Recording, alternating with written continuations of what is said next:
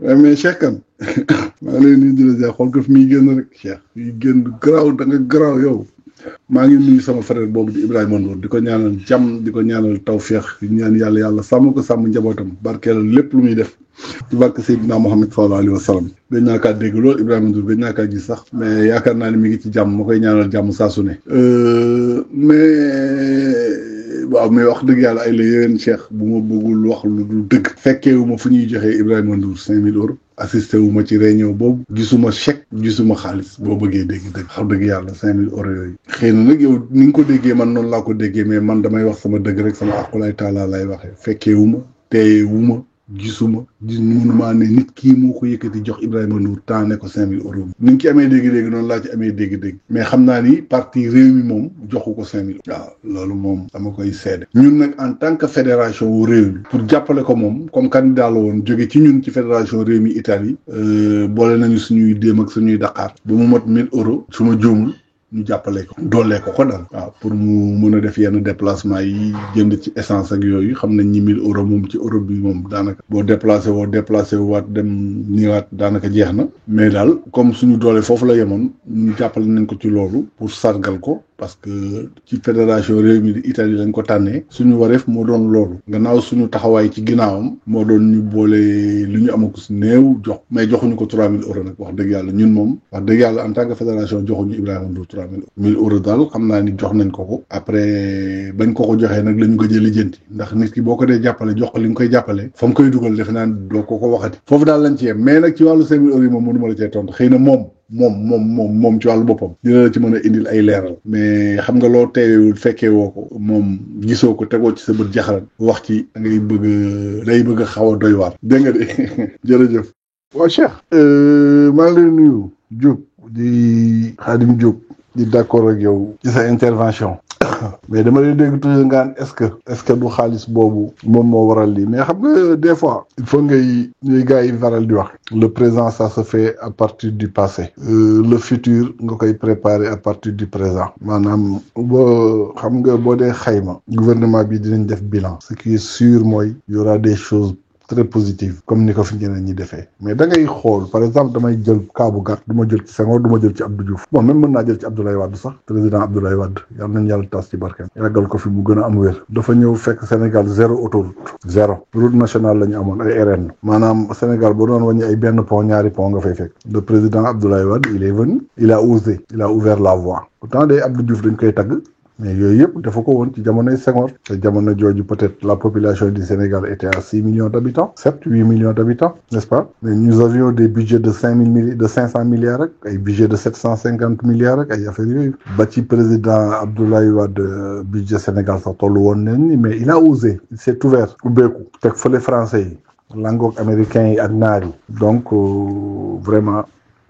dam am ay entrepreneur moo tax ñu doon wax naan président Abdoulaye Wade dafa créer ay milliardaires mais xam nga nit ñi moom bu ñuy yàq loolu rek la ñuy wax mais duñu xool li mu créé li mu def ci réew mi xar kanamu réew mi ak ni mu changé xalaat yi ni mu wanee gars yi on doit bâtir le pays loolu rek mu def action yooyu rek mu def valait le coup à ce que ñu fal ko malgré 26 ans il était incompris ça veut dire que ni durant tous les 26 ans que les Sénégalais ont perdu s'il y avait Abdoulaye Wade à la tête de ce pays kon Sénégal dépassé woon na cadre bi kooku c'est un bi ci des mooy président Macky Sall dafa ñëw pourtant le président Abdoulaye Wade avait lancé l'autosuffisance en riz mu demoon ba àgg ci defe naa 500 000 tonnes ou bien peut-être plus de production au niveau du Sénégal ce sont des chiffres ANSD moo koy wax avec les producteurs président Macky Sall ñëw mais ñaata fan la leen ko bàyyil à 1 million combien te ñu ne woon Sénégal 2 millions la soxla pour am autosuffisance après ñu jéem a continuer nag pour doog a dem sécurité alimentaire en matière de riz parce que l'autosuffisance et la sécurité alimentaire sont deux choses différentes du dëgg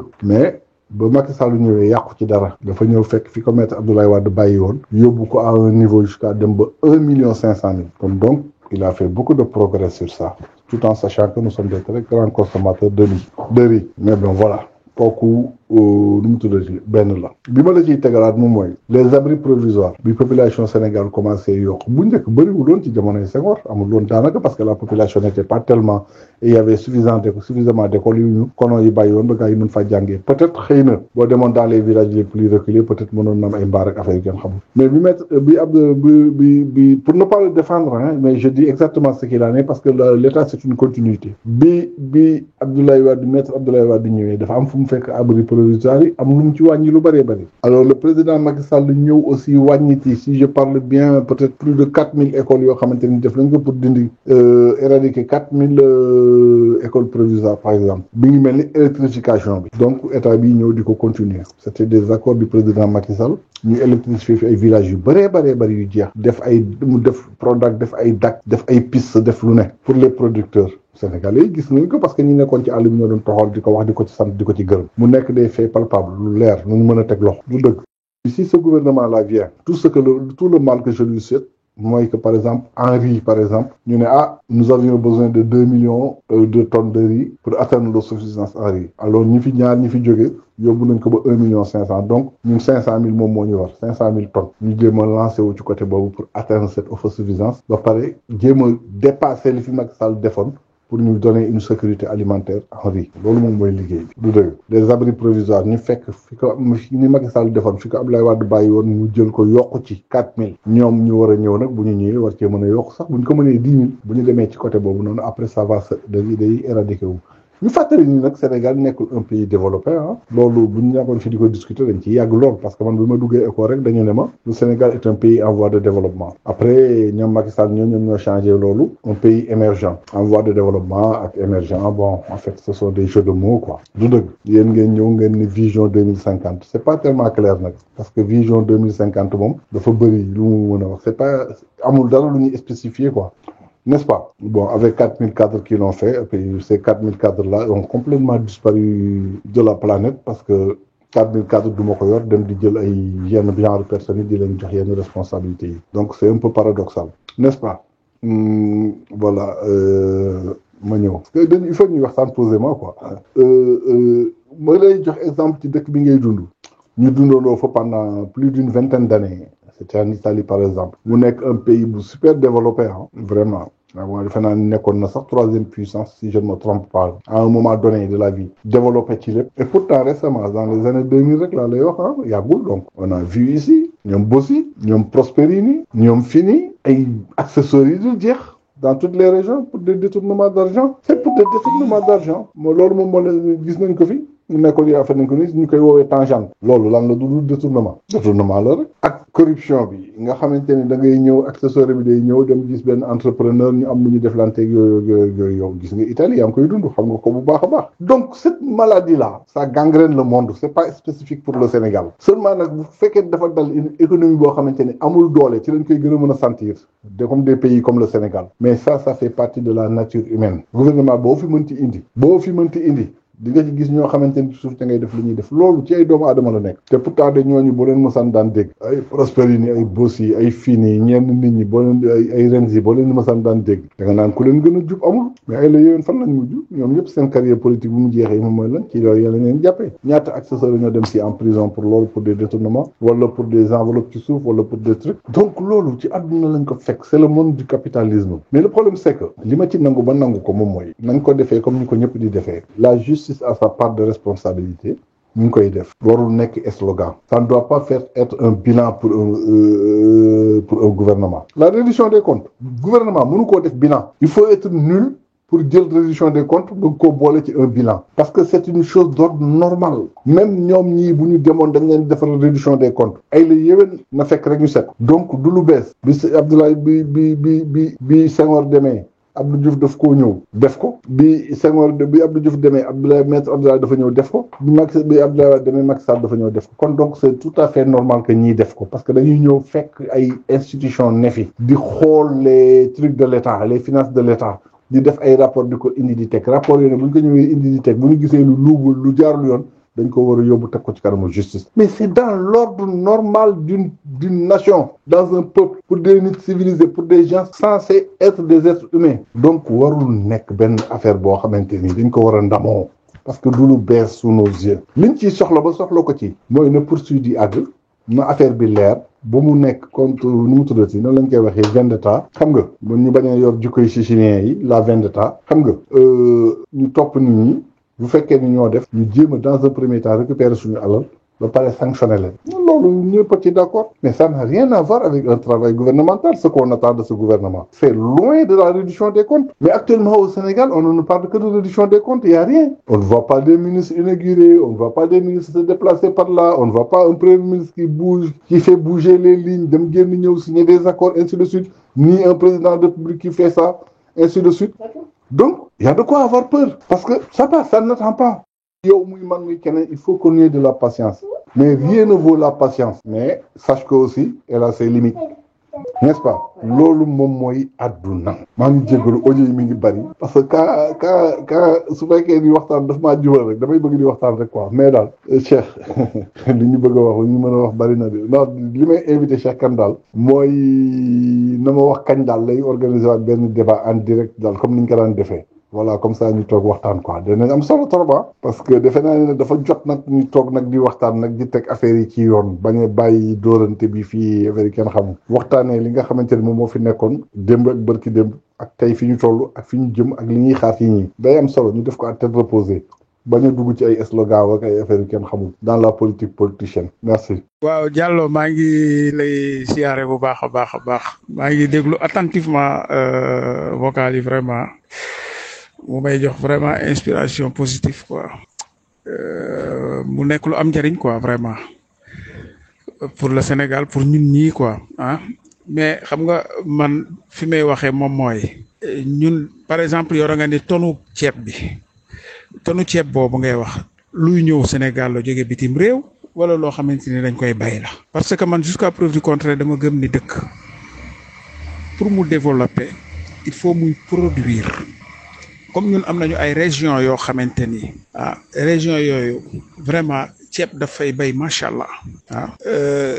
géej bi aussi li muy génne vraiment ci lu baax ci nit muy jën muy li ñuy wax si pax yu bari daal mi ngi fay génn est-ce que ñun yooyu yëpp ñu ngi koy produire biir Sénégal xam nga loolu laa wax est-ce que ñu ngi koy produire temps bi nga xamante ni par exemple Abdou Diouf mi ngi fi woon nga xamante ni bëri wuñu woon quoi comme sénégalais bëri wuñu woon quoi ay 10 millions la ñu woon ay même pas mais te pourtant boobu technologie amoon na tuuti pourquoi ñun gëmloowuñ ñu ne suñu ceeb bii ñuy bay mën nañoo gën a yokk tool yi mën nañoo gën a yokk matériel bi nga xamante ni dañ koy bayee mën nañoo defar ceeb bi ba nga xamante ni day nekk qualité ñun ñu koy dundee comme fii ni ñuy dundee pasta bi fii ni ñuy dundee ceeb bi parce que ñun ñëpp a xam ni fii boo demee Vercelli mooy numéro 1 en Italie ci ñuy defar ceeb ci ñuy bay ceeb je m'excuse boo demee fii Vercelli te dañ ko fay produire dañ koy bay di ko produire ba pare di ko jaay enquête bitim réew boo demee Piemonte ñun xam nañ ni pomme bi kiwi pesca yooyu yëpp dañ ko fay bay di ko fa produire aussi même buñ ko produire ci région boobu en tout cas ñu ngi koy produire en Italie mais ñun bu fekkente ni ñii par exemple dañ doon bay rek di yóbbu di jaay ñooñu di defar di indi di leen jox di leen ko jaayaat xam nga du bokk seen soulèvement économie par rapport ak buñ koy bay di ko produire seen réew parce que buñ koy produire seen réew dinañu am ay opéra yu fay liggéey ci atel ci kii yooyu ci dita yooyu déjà ñi koy witti ñi koy toppatoo ak buñ ko jëlee transporter ko yóbbu ko ci dita ba fabrique bi defaraat ko produire ko def lépp xam nga kooku yow yaa ngi rouler économique bi positivement parce que nit ñaa ngi liggéey aussi mais est-ce que loolu moom moo am Sénégal est-ce que ñoom pourquoi ñoom xalaatuñu ko moom moo tax ñun toujours ñun nañuy jël rek wala ñu bàyyi leen ñoom ñu jël jox ñu liñ ñu ciy jox ci xaalis dem produire indiwaat ci ñun jaayaat ñu foofu la quoi il faut ñun tamit ñu def suñu mentalité nii ñun dañoo war di produire parce que am nañu ressource boo xamante ni mën nañ ko produire suñu biir réew jëfandikoo suñu biir réew jaay ko aussi bitim réew il faut ñu def loolu suñu bopp te loolu moom moo manqué gouvernement yi fi jot a ñëw yëpp boo waxee dëkk bu pauvre la mais pauvreté bi ñu nekkee ñun ñoo ko teg suñu bopp parce que ñun gëmuñu li ñu am c'est ça gëmuñu lu ñu am gerte gi ñuy bay pourquoi mënuñu woon a def ba nga xamante ni gerte gi xam nga autant ñun amoon nañu Sonacos amoon nañu tamit benn Lessieur amoon nañu tamit benn Dita boo xamante ni fabrique quoi boo xamante ni mi ngi woon Dakar day defar gerte bi dañ koy def diwlin dañ koy def même saabu xam nga amoon na mais saabu boobu amatul. réew man dama gëm ni pour mu dox il faut ñun li nga xamante ni moom mooy suñu ressource ñu fexe ñun suñu bopp moomal ko suñu bopp di ko produire suñu bopp ba nga xamante ni dinañ ko mën a exploiter ci suñu réew di ko jaay di ko utiliser en nooy loolu moom moo manqué Sénégal te loolu bu amul réew ma pour mu avancer day jafe. beneen bi moom mooy corruption réew yëpp la am mais nañ ko punir sévèrement parce que corruption day daaneel réew. waaw mais justice boo xamante ni day équitable à 100% pour nga gis ko ci réew yombul mais nag lu ñu mën rek nañ ko def ba nga xamante ni bis bu ñu jàppee benn nit punir ko comme niñ ko waree keneen bala moo def loolu dina ko xalaataat bu baax parce que dina xam ni fii kenn caaxaanewul loolu c'est ça quoi. alors gëm naa ne actuel gouvernement bi dafa ñëw indi mentalité boo xamante ni Sénégal xamu ko. man gëm naa loolu xamu ko moo tax mu metti ci ñoom moo tax critique bi bari looloo tax mais li nga xamante ni moom la ñuy def nii ba sénégalais yu bari di ci focaliser wu yaakaar ne gouvernement bi ci ñi doon luubal alalu réew mi rek lañ jublu déedéet mais yeneen section yi ñu ngi dox de waaye seulement lii nga xamante ni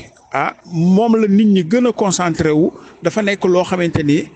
dafa laal jëmmu doomu aadama bi nekk Sénégal daf koo laal looloo tax ñun suñu xëyee suba ba ngoon ci loolu rek la ñuy concentré wu. waaw mais yeneen secteurs yi ñi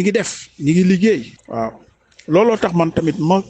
gën a bëgg par exemple yenn canal télévisif yi ñuy toog Sénégal di taal rajo du matin jusqu'au soir ñuy dem ci àll yi di def ay documentaire di wan dëkk bi li nga xamante ni moo fa am li nga xamante ni dañ ko faa war a changer li nga xamante ni dañ ko faa war a dolli ñu ko fay def loolu c'est très important pour xamal leen ni c'est pas seulement la justice sénégalaise moom moo nekk fi mu nekk ni di liggéey concentré wu ci ay ñuy luubal alal am na yeneen liggéey yoo xamante ni par exemple ministre de l'agriculture wala du tourisme ma ngi ciy def mais doo ko gis mukk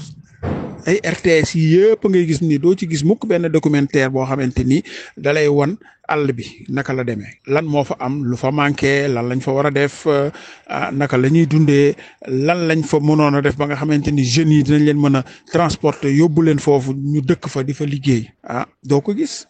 looloo tax léegi à la fin nag jeunes yi benn jàng bi ñuy jàng buñ ko jàngee te ñuy jàng du ñëpp après fu ñuy concentré wu à Dakar. waaw léegi foo mënti dëkk ci Sénégal pour yow il faut nga ñëw ba Dakar pour mën a réussir ci ni nga ko xalaate fekk bu fekkonte ni dañoo def la décentralisation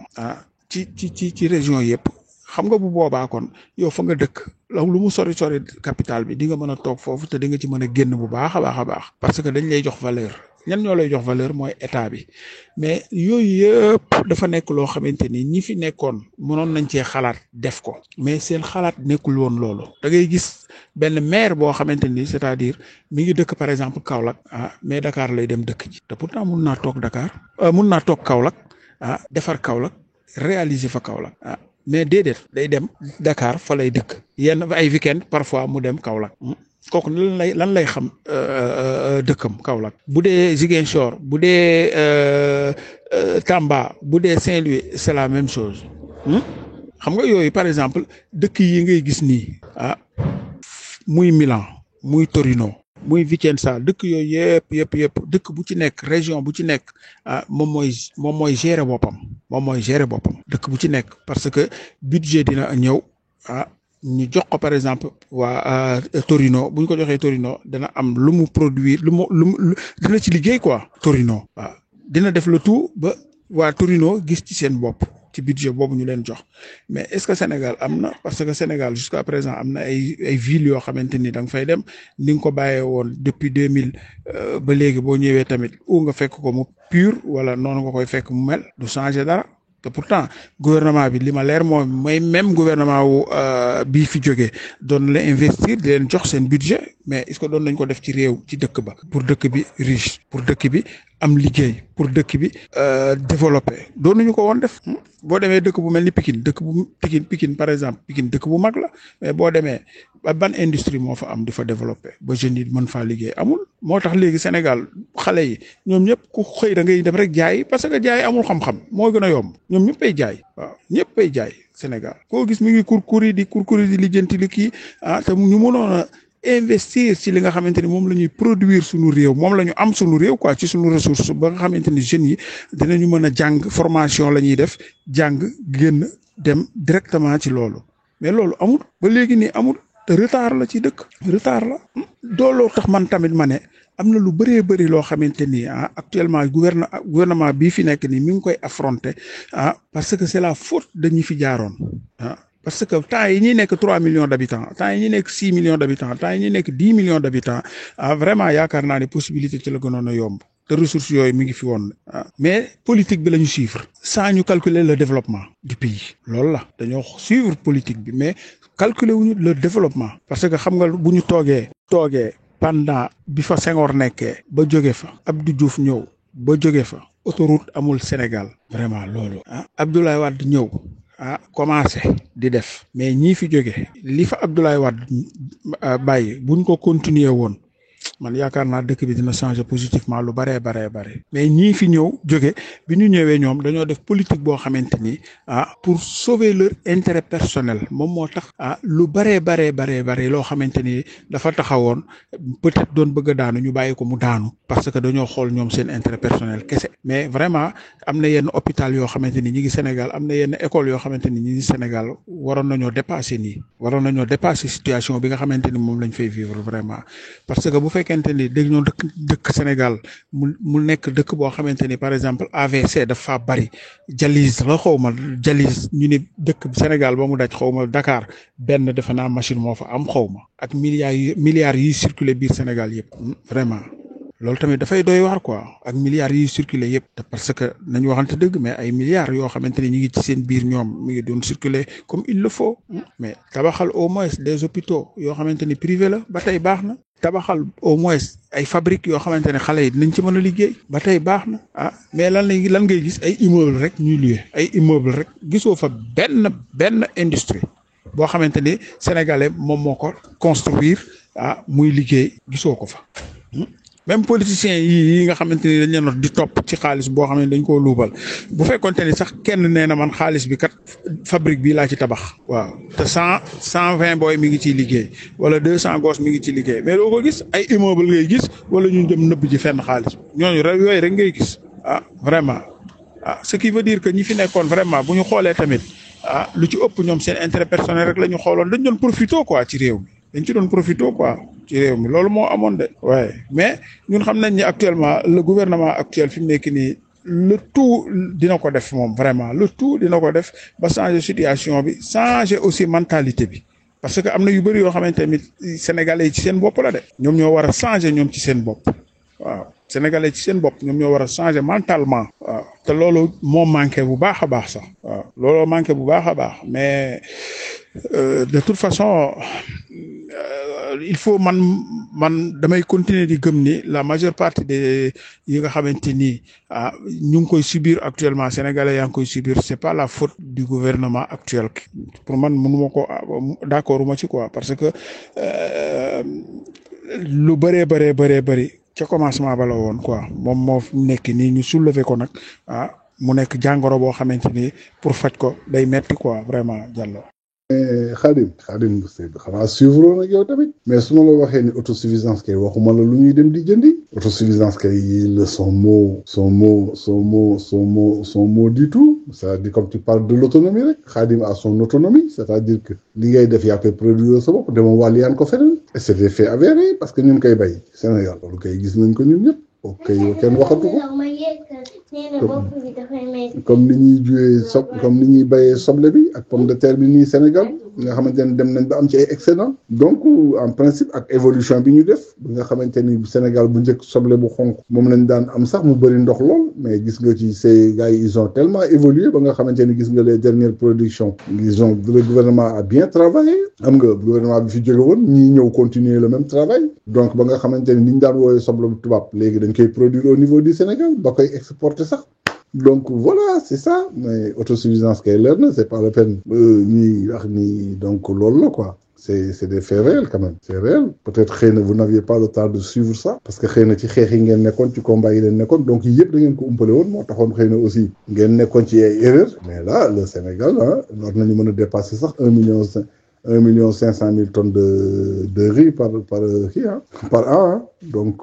foofu lañ toll mais yéen a jël Sénégal peinture que benn façon peinture bi rek mais il y a des avancées yoo xamante ni peut-être vous ne vous êtes pas informé quoi par contre nag d'accord ma ak yow fii li fi Abdoulaye Wade def bu ñu ko continuer woon moom loolu moom d'accord ma ak yow quoi parce que autoroute bi am na fu ko Abdoulaye Wade bàyyi woon ñun ñëpp xam nañ fi mu yemoon ak fi ko Macky Sall yóbbu non soyons positifs quand même des fois n'est-ce pas bu ñu nekk ay ñiilis wax dëgg yàlla Macky Sall peinture na li fi président Abdoulaye Wade defoon n'est-ce pas ba teg fondement yeneen n'est-ce pas donc bu dugg ci biir àll bi sori lool yematul sax Dakar ci yenn autoroute yi gis nañu l'autoroute pour Saint-Louis gis nañu l'autoroute pour Fatick gis nañu yëpp ay tali yoo xamante ni ñu dem ba nga xamante ni négocier ne loo xamante ni Senghor da cay échec Abdou Diouf échec yi Abdoulaye Wade réussir ko mu réussir ko avec la Gambie jusqu'à avoir un pont boo xamante ni ñaari pays ñoo ko séq donc non soyons logique quand même xam nga le pont de Niodior la xaw ma Niodior ngi xaw ma lan dëkk boobu nga xamante ni dafa enclavé woon n'est-ce pas ñu ñëpp gis nañu pont yooyu yëpp non vraiment sur ce plan là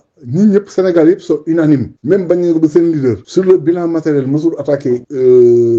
Abdoulaye Macky Sall lu ñu doon wax moom mooy ban prix lañ ko defaree loolu ngeen doon wax mais infrastructure moom ay la yéwén laissons tomber quoi bu ñu dugg ci débat boobu nañ bàyyi noonu il faut continuer léegi nag li mu fi jot a bàyyi ko si ñëw te yegguloon moom la ngeen ñaan ngeen yeggale ko li mu jotul woon peinture ngeen peinture ko c'est ce qui tarde à se faire quoi donc voilà. xam nga nag Cheikh l'histoire nous a appris que le Sénégal bañ koy jël après les indépendances il y avait combien de fabriques au niveau du Sénégal même da nga daan dem ba nga xamante ni état bi dafa amoon sax société boo xamante ni pour tous les travaux du Sénégal ñu ko doon wax TP travaux publics ñu yoroon seen i machine yor seen i menuisier yor seen i maçon lépp lu dugg ci administration bu dee tali ak lu mu mënti demee TP boobu moo ko yore woon di embaucher ay doomu Sénégal ñu fay jàngal nit ñi xale yi métier ñu ciy génn nekk ay cadre ñu yoroon suñu régie des chemins de fer yor Sotiba yor Bata Cheikh mën nañu lim lu bari mais il faut nga d'accord ak ñun que ni même maître Abdoulaye Wade fekk fi loolu jamonoy PS ci jamonoy Abdou Diouf ci la ñu dugg ci ay problème privatisation réajustement structurel n'est-ce pas donc état bi désengagé wu complètement dans tous ces secteurs là ñu imposer leen ko mooy FMI xam nga la Banque mondiale Fonds monétaire international ñu dugg ci privatisation dem nañ ba àgg ci ay départ volontaire ce qui a bouleversé beaucoup de familles au niveau du Sénégal ñu ne woon c'était une crise fa la yooyu yëpp commencé disparaître jamono yooyu Sonadis lañ daan solo ñun fa lañ daan jëndee suñuy kay paa yi fa lañ daan jëndee ravitaillement donc c'était ça le Sénégal hein mais lan moo ko dindi ce ne sont pas les libéraux hein ce sont les socialistes alors jamonoy Abdou Diouf c'est là-bas où ça a commencé du dëgg maintenant ñu ñëw nekk ci beneen ère même yow dans ces pays là yi nga nekk mais c'est pas le gouvernement qui crée des fabriques hein le gouvernement aide les investisseurs à mettre des fabriques mais fan la gouvernement di taxawal des fabriques état nag mën na am benn 1% 10% wala 5% ci benn affaire par rapport ak d'autres investisseurs quelque chose comme ça mais c'est ce que nous manquons les immeubles yi ngay gis c'est quelque chose comme ça mais c'est pas l'État qui construit ça l'État met des stades parce que la culture ça développe le sport kii sax wax na ko barki démb Ousmane Sonko c'est que le sport peut apporter pour notre pays n'est-ce pas l'État dafay créer benn environnement bu propice boo xamante ni mën na attirer les investisseurs étrangers même les investisseurs locaux créer des routes créer des transports bu baax boo xamante ni y a pas de perte de temps on gagne beaucoup de temps parce que day répercuter ci économie sénégalaise et tout moi je pense que l'État du Sénégal n'a pas construit quelque chose au niveau du Sénégal boo xamante ni amul utilité maintenant c'est tout à fait normal que gars yi diaboliser woon loolu mais maintenant ils sont unanimes que am na utilité parce que personne n'en parle plus waxatuñ ci mais dañ koy utiliser léegi donc su amuloon utilité kon ñu ngi ciy continuer di ci wax mais nit nag buy wut moo mënoo sang sa wujju mënul nekk il faut ñu diaboliser ko wax ni lii wax ni laa lam ca def temps la nii naa sama ci njaay amul lu njëriñ askan mais boo ñëwee ba toog nga xam ne amal na njëriñ askan parce que yow mi doon wax amul lu njëriñ askan yow sa wàll bopp loolu ngay utiliser fonctionner le building ak xawma 17 milliards wala lu ko ëpp tey aujourd'hui kan moo fa nekk c'est le PM nekk bureau yor fay aquarium yor fa lii toog jàpp mor sa ñaamuram c'est tout à fait normal nit ñi dañ koy accepter parce que dafa war a yor lu rafet ay moroom premier ministre am bu ñu ñëwee wala yeneen dëkk yi bu ñu ñëwee dem ci bureau premier ministre du Sénégal fekk fa ay tabouret neexul dañ lay xeeb duñu am sax confiance mais am na noo xamante ne bu ñu ñëwee fekkee la fa parce que nit ki nekk lu mu métti métti même sa diine sax daf la kaa wax ci sa solin nit da ngay civilisé nit da ngay correct donc dafa dem ba bukk ci sa environnement ma lay xamal ni nag boo duggoon ci YouTube bi dem déglu guinéens yi dem déglu ivoiriens yi dem déglu camerounais yi ñuy def ay vogue ñëw Sénégal di def seeni film di wane les infrastructures au niveau du Sénégal pour leur dire que ni c'est ça un pays qui avance ñoom loolu la ñuy wax de mais ñun les Sénégalais ñun li ñu yor dara baaxu ci peut-être xëy na nous sommes beaucoup plus ambitieux que mais quand même soyons rationnels soyons véridiques la réalité c'est ça loolu mooy dëgg bu leen continuer ci lancé boobu am na yenn yoo xamante ne da ngeen ko doon wax c'était pour diaboliser c'était pour wan nit ñi lii ak lii mais ay la yéwén nañu wax suñu aqulay taala gisuma tëli bu ñu defarul Sénégal wala autorail bu ñu defar Sénégal boo xamante ne amul njëriñ askan wi mënul ne mën ngeen ma wax ne ni non 500 milliards lañ ko waroon defee mu def ci milliards yooyu bon kooku beneen débat mais comme def na ko te mu amoon njëriñ askan wi pour des générations et des générations et puis des générations et des générations ñoo ko war a fay alhamdulilah on a vu Paul Biya 40 ans de pouvoir au Cameroun Sénégal dafa ëpp xaalis Cameroun est-ce que def na fa terre est-ce que def na fa aéroport yi ngeen am est-ce que les stades là yi nga xamante ni Macky Sall def na fa les terrains de basket arena et tout ce qui se passe là ba nga xamante ne dañu koo nawee est-ce que am na fa est-ce que y a une certaine liberté boo xamante ni amoon na ko Cameroun kan moo fa sañoon taxaw def fa li fi Ousmane Sonko def Sénégal ñooñu ci répression la ñu nekk ainsi de suite mais le Sénégal nañu waxante dëgg nag ay la yéwén gars yi loolu moom weesu na nañu wax ci gouvernement actuel bi ñuy nekk di dem lan la ñuy développer parce que nous savons que certaines réalités mën nañu wax ni Macky Sall il a tout réussi mais il a fait échec sur tel et tel je suis d'accord sur le plan immatériel Macky Sall a vraiment fait échec sinon say Sénégal fi mu agsi nii duñ fa agsi mais sur le bilan matériel moom nañ waxante dëgg ay la yéwén faruma ak moom voté lu ma ko 2012 voté lu ma ko 2019 bokkuma ci ñi ko fal waaye am naa ngor gu toll nii su ma gisee mu def lu baax dinaa def na lu baax Cheikh Kane mais xam nga waa ji day tappale xaaral ma bàyyi Xaadim ju tuuti ñëw ci Cheikh Kane ak vidéo bi Maître Tall bi xam nga ni ku dàq tappale nit ki amut nee nga waa ji dafa am problème poumon daa am problème mu rein daa am problème mu lii ba mu génnee prison lii ainsi de suite mais Cheikh Kane kii oto bi muy dawal ñun dawaluñ ko sax kii ñu wax naan dafa dof yor studio yor ay caméra am yor léppam taxaw génnee ko di ko won askan wi won liggéey bi muy liggéey di def li muy def ñu ne ñu feebar bii muy wax ni yëpp moom la waa ji yor kan moo koy yor di dox bay tala toog di saagay nit ay ndey c'est-à-dire que boo déggee ma dugaloon débat bi démb genre yu mel ni moom moo taxoon ma dugal débat bi démb fan lañu jëm ñun Sénégal su fekkee ni léegi nii lay demee léegi Abdou Nguer na ko gars yi dugalal kayitu dof waa ji nee nañ dafa dof nee nañu dafa am problème de santé poumon yi baaxul rein yi baaxul cœur bi baaxul mais am na temps wu toog di saaga nit ñi ndey am na temps ñu convoqué ko muy daw ba dem Paoskoto mais ñoom ñi nga xamante ni ñoo nekk ak moom ñu xam loolu ci moom lu tax boobaak léegi yóbbuwuñ ko hôpital faj ko wala yéen da ngeen a dégg fenn foo xamante ne dañu ne Azoura ma ngay dem Sénégal hôpital ña ngi koy faj ña ngi koy def lii ña ngi koy def lii ña ngi koy def lii c'est-à-dire que voilà li tax nit ñi di wax li ñuy wax c'est ça c'est ce genre de problème là buy nit ñi di wax naan jël fat doom duuma doom mooy lii léegi suba nañu keneen day génn saaga nday def rek ñu dem na ko dawal mu dem fii ñu rey ñu jël en attendant ñuy wax médecin yi ci biir weekend bi ñu defaral ko ay kayitu dafa kayitu léegi lii génneel ngeen antidaté seeni ñëw présenté ko procureur mais parce que waa ji wérul da doon faju après ñu bàyyi waa ji mu libre Abdou Nguer bu ñu ko defaloon tey procureur fële lay sànni ko kayit yi c'est-à-dire que ñoom ñii foog ñu xam ni ñu doon doxee c'était pour jël réew dañ doon xeex di manipuler di dem pour jël réew mais mënuñoo continuer di diriger réew mi ci manipulation yu mel nii mënul nekk bu ñu bëggee réew mi jaar yoon kii dara dal ko dafa dama yàlla baal sequma ko ak moom mais taxaw di saaga nit ñi moom ak xamadi la ak réewande la ak ñàkk yar la ak ñàkk kilifa la ñoom li ñu leen waroon mooy yarwaaj ba keneen dootu ko xalaata def ci seeni ñoñ c'était l'occasion pour eux mais pas nga génn di ko layal moom nag ay waxam ñun xam nga tiim nañ ñu fi Ousmane Sonko ne ñu ma ngay syncope ba nit ñi ci bënn bëtam di jooy ma ngay bëgg a dee ma ngay def lii ainsi de suite wax lu ne feebar bu nekk ñu teg ko Ousmane Sonko ba nga ne yow fi nga toog sax ne waa ji est-ce que du faatu suba Ousmane Sonko xëy génn ne leen dañuy sóob dara daluma woon dama doon tappale waaye léegi mais est-ce que ñun on peut continuer comme ça c'est-à-dire ñii kenn du leen inventé lu muy faral di wax mais man dama toll foo xamante ne ñoom même lii dama ciy wax nii parce que Cheikh da ko fay dugal mais man débat yi ci boppam moom laa bëggatul di ko def ak ñoom li ma bëgg ñuy wax ci débat ak ñoom léegi mooy économie mooy institution mooy leur programme parce que ci moment boobu lañ toll fi ñu toll n'est-ce pas ak actes yi nga xamante ni ñu ngi koy posé présentement ñu ciy waxtaan mais du ma leen tirer conclusion parce que dama leen di xaar au moment du bilan mais ni ñuy doxee sur tel thème sur telle chose sur telle chose sur telle chose parce que aujourd'hui on a vu maître Ousmane premier ministre Ousmane Sonko être l'avocat du diable kenn mësu ko gis Sénégal Ousmane Sonko génn ñu y a un scandale deux scandales deux le problème de la Azer dañoo bëgg transparence bëgg lu leer c'est pas Ousmane Sonko moom mooy ñëw nekk avocat wu waa ji ba pare nekk juge ñëw jàpp loxo waa ji arena ne dañuy wax deful dara dossier boobu amul ça n'existe pas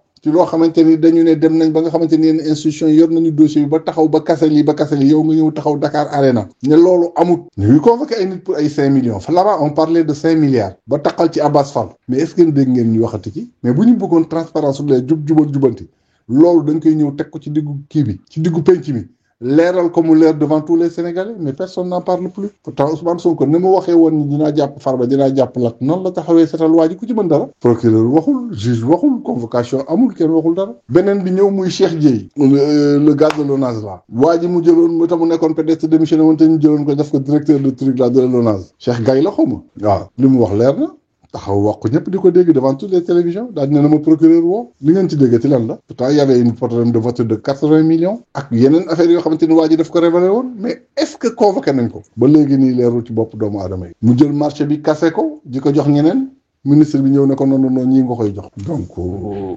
il faut qu'on essaye vraiment mën nañu déglu nit ñi nag ñuy wax li leen neex rek mais ñun dañuy ñëw après ci ay faits yu réel yoo xamante ni da ngay jël sa loxo nekk ci duut teg ko ci ay projection moom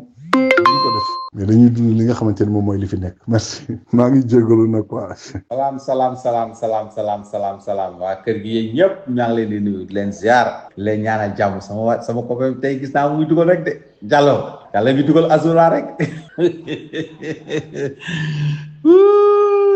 affaire bi tey mu takkar naa se waaw maa ngi leen di nuyu maa ngi topp seen waxtaan bi lu bari sax waaye jot bi moo amul maa am na yu ma si rëcc am na yu ma dégg waaye daal xam naa ni daal man daal li ma xam daal mooy dëkk bi moom mi ngi commencé jaar yoon waaw li rek mooy yoon mooy daal nañ jubal jubanti réew mi jëm si kanam voilà ku fi nekk sàcc moom dañ la jël dugal si kaso bi man loolu man moom ma gën a yitteel yi des yëpp xaalisu réew bi daal ni ko pasaree fuñ ko mënti denc fuñ ko mënti loqarcee dañ ko loqarci tabax si ay hôpital ak ay école réew mi nga bénéficier aussi le reste nag ñi ngi ubbi suñuy gët di xool donc di déglu aussi donc voilà di observer heure bu ñu gisee loo xamee ne doon ci war a duut suñu baaraam ñu duut ko bu ñu gisee mu taxaw dañuy wax ne taxaw na bu ñu gisee muy avancé aussi dañuy avancé mais ñun daal gis nañ ne justice mi ngi def liggéeyam te dañ koy gën a encouragé mu gën ci continuer. salaamaaleykum Mag FM 97.4 man la Amath maa ngi leen di nuyu. rajo yi bari na loolu de mais yaakaar naa ne liir ko de bari jot la xam naa kon man maa ngi xaar ba Asura jeex quoi. fi benn débat boo xam ne daal. débat sàcc yi daal moom bis bu ngeen ci accès rek incha allah rabi maa ngi partant la ko mais Asura. Sénégal moom boo ne nii kenn ku ne ubbi sa làmmiñ naan non saaga baaxul te débat yi saaga lañ koy def c'est que man loolu tim vraiment jar na xoolaat bu baax nag parce que bu fekkee ne ñoom nit ñi mais lu ñaaw laa xamul mais lu ñaaw nit ñi dañ koy ñaaw mais lu ci jar indi thème comme débat quoi fanaana cee wax yendoo cee wax suñu bëggoon alors que ci ginnaaw bi ñuy def loolu boobu nit ñaa ngi xool càccu réew mi kenn waxu luubal àll réew mi kenn waxu te saaga amee côté bu nekk booy sànq rek ñuy génne Khalifa Sall ak président saaga yi wàllu bu nekk saaga yaam fa kenn ku ne amoon sa saagakat léegi ñuy bëgg a rey quoi ak coow ne léegi saaga bii daal ci la ñu war a waxtaan quoi mais xanaa lii mooy ñàkk jot dëgg xëy fanaan ci loo xam ne dañ ne dafa ñaaw quoi léegi lu ñaaw kay na ko gars yi def fële te indi nag li nga xam ne moom ci penc bi la nekk muy lu ñaaw loo xamante ni bii kenn ku ci nekk yi fa ma nga ci mooy ñi nga xam ne leen dénkoon mooy seen coalition Benno Tas Yaakaar boobu ñu dénkoon réew mi ñu ëpp ci ñoom sàcc xaalis mais xaar leen ba na àgg ci problème mu DC ak nañu yóbboon Coupe d'Afrique gars yi dañoo bari wax rek mais wax dina ñëw ñàkk lu ngeen yéen ñàkk lu ngeen thème bu ngeen waxtaane thème osa koo xam ne ñi ëpp dañ ne kii wéru moom la ñuy indil fii quoi ñu bëgg cee fanaan ba jub audio yi fees del ñu bëgg cee fanaan xëy yenduwaat mais ci lii kay kenn ku ci nekk nag bale non Sénégal vraiment daal vraiment Sénégal boo dee xool ba yàgg comme ngay seetaan fecc rek tëj son musique kenn ku nekk sa wàllu foo yëkkati tànk mais wax am na lu bari Sénégal am na fa lu baree lu ñu war a waxtaane ci penc mi lu baree bari lu ñu mën a waxtaane ci penc bi tam jariñ ku ne waaye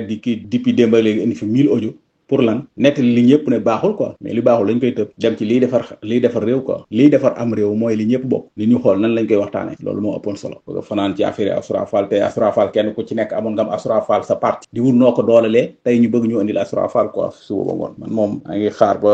maa ngi xaar daal ba càcc gi bañ indi ci thème boo xam ne jege naa càcc gi ñu kii ci mais affaire wu Assoura Fall bi moom vraiment du ma ci diglu audio du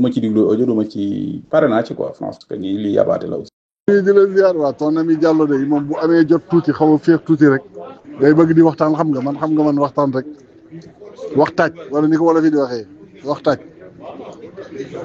mais dégg naa la de dafa mel ni amatoo argument de Ablaye Sall réew maa ngi dox gis waaw donc sa point de vue la dañ la koy nangul mais bu ñu manipuler de bu ñu jéem a manipuler sax na xam naa ni mënoo ko parce que su fekkee ni da nga ne xaalisu réew mi nañ ko jëm jëli tabax ci ay hôpital mais da ngay wax gaañi ni xaalisu réew mi ñu jël ñaata la ba ñi dalee wax ak léegi ça ne représente même pas 0,1% du budget du Sénégal par rapport ak poursuite yi ñu wax li ñu fi déclaré yëpp bon ata ngi nii nag ñuy wax reddition des comptes ñu ne daal ba ñu joxe ak léegi 15 milliards gars yi joxe nañ ko ay caution te caution la moomaguñ ko ma nga fële CDC lañ ko yóbbu waaye de il faut dire les choses telles qu'elles sont de moom nag la ñuy ñaan ñu jëli alalu réew mi ñëw indi ko ñëw teg ko loolu daal la ñuy ñaan mais jubal si dafa am lu ma la ci wax te nangu woo cee wax ba léegi de dama ne la suñu président milliardaire la avant muy nekk président te 12 ans la def ci liggéey jubanti bi est-ce que suñu premier ministre waruñu woon defal déclaration de patrimoine ñu xam lu mu am ndax bu ëllëgee ñu mën a xam que Macky Sall dinañ ne woon départ type mu ne 8 milliards xaw ma 7 milliards ñu ne mu ne diw moomu ko may ñu xam ni kon moom amoon na 7 milliards voilà donc mais ñun jubanti bi waxoon ci dara dañ laa wax ay waxi 80 milliards yi ñuy nattal président de la république te ñu ne ñu woon dafa xaram caisse noire baaxul ñu ñëw def ko caisse secret nga ne ñu dañuy jubanti premier ministre am fond de caisse am président de l'Assemblée nationale am fond de caisse am DG yi am ay fonds politique nga ne ñu ngi ci jubanti est-ce que xaalis boobu bu 80 milliards yooyu tabaxuloon hôpital de 4 niveaux Abdoulaye Sall bàyyi caaxaan waay ngay wax lu la neex rek xëy na yow sa activité yi ngay doxal li ngay demee li ngay liggéey xëy na mi ngi dox mais bul natt ci sa bopp kese na réew mi ngi dox nattal ci doomu aadama yi boo jëlee échantillon 100 da nga may indil 80 yi ne ma 85 yi ne mi ngi dox mais boo indee échantillon 100 ñu indil ma 10 ne ma mi ngi dox seen bor kon réew maa ngi dox Abdoulaye c'est erroné ça. Alaaji Ibrahima Diallo macha allah